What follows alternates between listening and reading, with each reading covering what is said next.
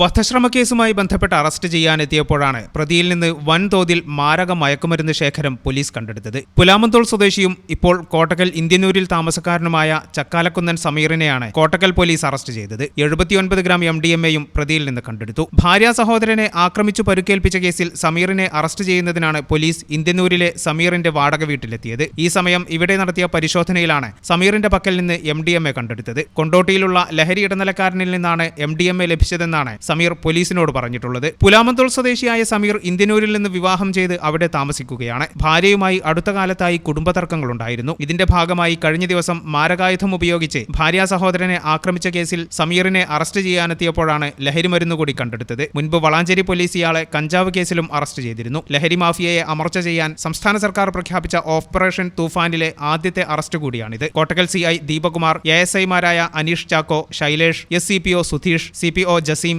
Driver Pradeep എന്നിവരടങ്ങിയ സംഘമാണ് പ്രതിയെ അറസ്റ്റ് ചെയ്തത്. ഇന്നലെ ഒരു ഷമീർ എന്നൊരാളെ 79 ഗ്രാം MDMA ആയിട്ട് പോലീസ് അറസ്റ്റ് ചെയ്തിരുന്നു. അതിൽ ഇയാൾക്കെതിരെ ഇന്നലെ ഉച്ചയ്ക്ക് അയാളുടെ അളിയനെ, അയാളുടെ ഭാര്യയുടെ സഹോദരനെ അടിച്ച കാര്യത്തിനൊരു വധശ്രമത്തിനൊരു കേസെടുത്തിരുന്നു പോലീസ്. അതിൻ്റെ ഭാഗമായിട്ട് അന്വേഷിച്ച് നമ്മൾ വന്ന സമയത്ത് രാത്രി ഏകദേശം 12 മണിയോടെ ഇയാൾ വീട്ടിലെത്തിയെന്നുള്ളത് നമുക്ക് ഒരു ഇൻഫർമേഷൻ പ്രകാരം അവിടെ പോയ സമയത്ത് ഇയാൾ കാറിലിരിക്കുന്നുണ്ട്. കാറിൽ തുറന്ന് പരിശോധിച്ച് നോക്കിയ സമയത്ത് ഇയാളുടെ കാറിൻ്റെ ഉള്ളിൽ നിന്ന് നമുക്ക് 79 ഗ്രാം MDMA ആണ് കിട്ടിയിട്ടുള്ളത്. ഈ ചാനൽ ന്യൂസ് കോട്ടക്കൽ. എന്താണ് ബ്രൈഡ്, ഇനി എപ്പോ റെഡിയാവാനാ?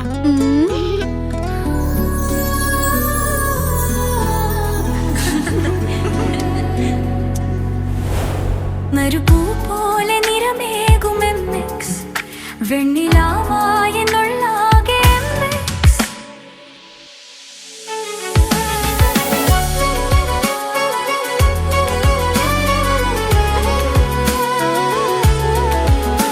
മനസ്സിലുണ്ടോ?